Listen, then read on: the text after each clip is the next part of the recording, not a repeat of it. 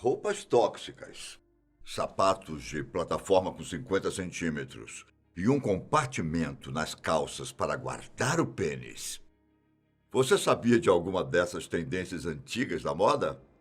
Uma coisa é certa, ainda bem que as roupas passaram por mudanças ao longo dos anos. E eu aposto que você vai sair desse vídeo concordando comigo. Quer ver só? Aqui é o Ivan Lima e é um prazer ter você aqui. Imagine como deve ser andar com um sapato de 50 centímetros de salto. Nos dias de hoje, os sapatos não chegam a ter tudo isso de salto no cotidiano. Mas há séculos atrás, sim. E eles eram chamados de chopin. Basicamente, eles foram os precursores dos sapatos de plataforma. E o objetivo deles estava muito mais relacionado com a praticidade do que com a moda em si. Os chopines eram usados para proteger os pés das pessoas quando elas andavam na lama, nas ruas. Mas não se engane, quanto mais alto, maior era o status. Os chopines apareceram mais nos guarda-roupas de mulheres italianas e espanholas que usavam vestidos compridos para deixar o look mais proporcional. Se isso é bom senso, eu não sei dizer, mas fato é que quem usava um sapato desses costumava andar com um ou dois assistentes para não se desequilibrar e cair de cara no chão. Acredita-se que esse tipo de sapato remete às sociedades gregas e romanas antigas, já que existem imagens de deuses usando sapatos como os chopines. Bom, para falar da próxima tendência peculiar, nós vamos voltar para o século XIX, quando as crinolinas se espalharam por todo o mundo. Você provavelmente já viu uma peça em algum filme. As crinolinas nada mais eram do que armações feitas com algodão ou linho misturadas com fios de crina de cavalo, daí o nome. Como resultado final, as mulheres tinham um tecido firme, duro, o suficiente para dar volume às saias. Com o passar do tempo, e cada vez mais pessoas usando, as crinolinas passaram a ser produzidas em grande escala, agora com finos arames de aço. Hoje em dia, a peça é conhecida como saia de aros. Acontece que, por causa do peso, essa peça era desconfortável para as usuárias, claro, e causava diversos acidentes, como quando elas se prendiam enquanto caminhavam. Há ainda um dado que aponta 3.000 mulheres na Inglaterra que morreram porque a peça pegou fogo. Agora dá uma olhada nessa imagem. Para falarmos da próxima tendência, você precisa prestar bastante atenção nessas pinturas. Perucas gigantes com um chapéu minúsculo no topo da cabeça. Casacos extremamente decorados, sapatos apertados e cores pra lá de extravagantes. Basicamente, essa era a moda dos macaroni. Ela teve início na década de 1760, quando um grupo de jovens ricos britânicos voltou do Grand Tour, que nada mais era do que uma viagem pela Europa. Acontece que esse pessoal gostou bastante dos estilos dos italianos e dos franceses e resolveram imitar, só que de um jeito muito extremo. Ao que parece, até mesmo o termo macaroni veio da viagem, pois eles gostaram bastante do macarrão italiano, que não era tão conhecido na Inglaterra na época. Mas acabou que essa nova moda não foi tão bem recebida quanto pode parecer. Primeiro, por todo o exagero. E, em segundo lugar, porque os macarrones eram conhecidos pela obsessão com a moda.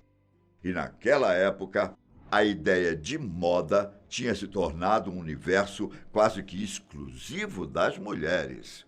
Então, aqueles que ultrapassavam os limites convencionais e se interessavam tanto por roupas quanto por boa aparência eram tidos como afeminados. Eram macarrones.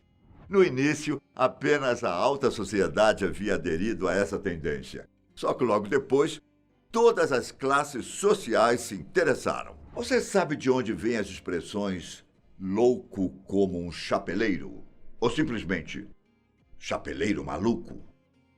Durante os séculos XVIII e XIX, as pessoas que trabalhavam na indústria de chapéus tinham muito contato com nitrato de mercúrio, que era usado durante a transformação da pele de alguns animais em feltro. Os usuários dos produtos estavam protegidos por conta do forro do chapéu. Mas o mesmo não pode ser dito dos trabalhadores. Nesse processo, era comum que o mercúrio fosse aquecido bastante e acabasse evaporando. Sem os recursos para a segurança dos funcionários e com uma péssima ventilação nas fábricas, adivinha o que aconteceu? Vários inalaram a substância e desenvolveram diversas doenças, tanto físicas quanto mentais, como problemas de fala, tremores, paranoias e alucinações. Essa tendência de se usar mercúrio nos chapéus terminou apenas na metade do século XX. Lembra das perucas gigantes que os jovens macarrones usavam? Olha só. Durante os séculos 17 e 18, as perucas eram uma espécie de símbolo de status social na Europa. Quanto melhor e maior a peruca, mais rica era a pessoa. E já que a calvície não era bem vista, as pessoas inventaram todo tipo de peruca que você conseguir imaginar, como as perucas recheadas de pó. E esse pó, feito com amido moído e aroma de flores, era jogado nas perucas para dar aquela cor branca característica. Eu não uso não, viu? Só que ele não ajudava a esconder apenas a calvície. A sífilis estava se espalhando pela Europa desde o século XV, tornando-se uma das piores epidemias do continente. Alguns até a comparam com o que aconteceu com a peste negra. O pó não só deixava as perucas mais volumosas, como também ajudava a esconder as marcas da doença. E uma das que mais atingiram os homens foi a calvície. E sabe o aroma das flores?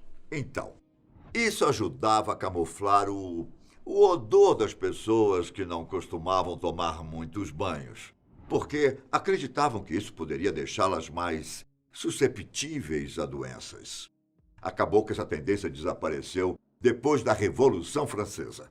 E assim como aqueles chapéus com mercúrio, outra peça de roupa também gerou problemas para a saúde por causa do material.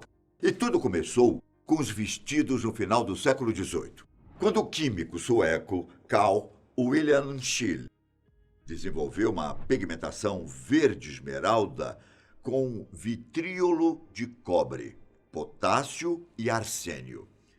E era essa última substância que causava tantos problemas.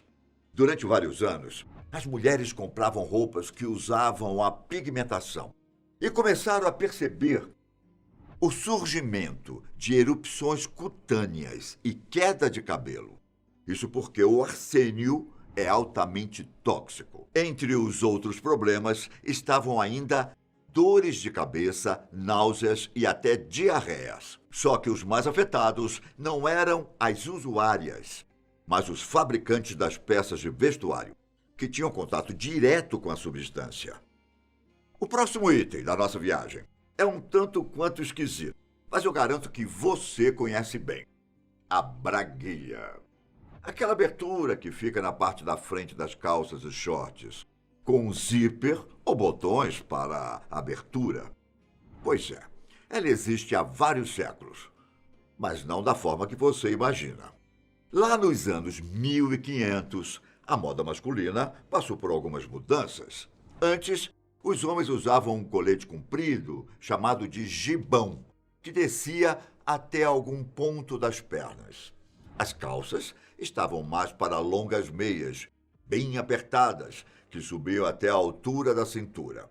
E tinham uma abertura na virilha, para não apertar muito os órgãos genitais. Ou seja, eles ficavam soltos embaixo do tal gibão. Só que a moda está sempre se reinventando, e não foi diferente naquela época. Aos poucos, Os coletes foram encurtando até mais ou menos a medida de jaquetas que conhecemos hoje. E com isso veio um problema. O que fazer com as partes íntimas expostas? Para evitar isso, foram criados codpiece, que hoje traduzimos como braguilhas, mas que, na verdade, era uma espécie de tapa-sexo. A grande diferença para hoje em dia é que as primeiras versões dessa parte da roupa tinham um formato extremamente fálico. E isso até mesmo refletiu na época em que a masculinidade era extremamente valorizada, com braguilhas longas e ornamentadas com bordados e joias. Até mesmo as armaduras não escaparam da nova tendência e ganharam braguilhas metalizadas e estilizadas. Ainda bem que a moda sempre muda, não é? Se você achou interessante esses itens e a moda antiga no geral, então deixa o seu like aqui embaixo para ajudar a gente. Não esquece de curtir o vídeo e assinar o canal, hein? Tô te esperando sempre. Um grande abraço. Tchau.